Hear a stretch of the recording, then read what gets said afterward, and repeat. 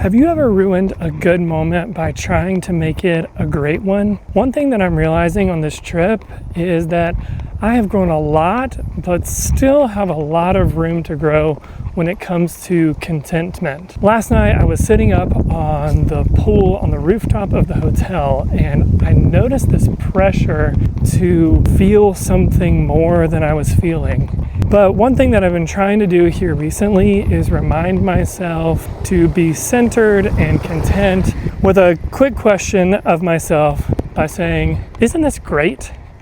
As I'm going through my trip this year, I'm realizing that last year I had this weird feeling of confusion for a lot of the trip because I felt like there was this expectation in me to constantly be overwhelmed and feel this like heightened sense of elation constantly.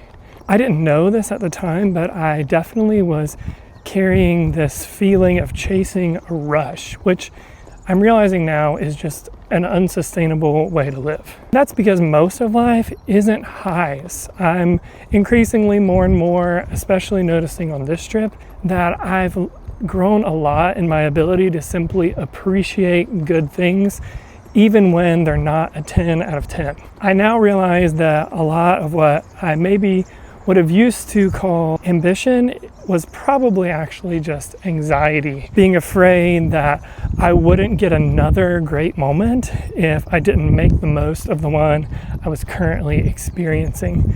But I'm realizing that that comes from a scarcity mindset that I really don't want to carry out throughout my life. So while I am on my way to a Bad Bunny concert, which I'm fully expecting to be a 10 out of 10 experience, I am continuing to bring myself back to the present in the moments between those highs with asking myself, isn't that great?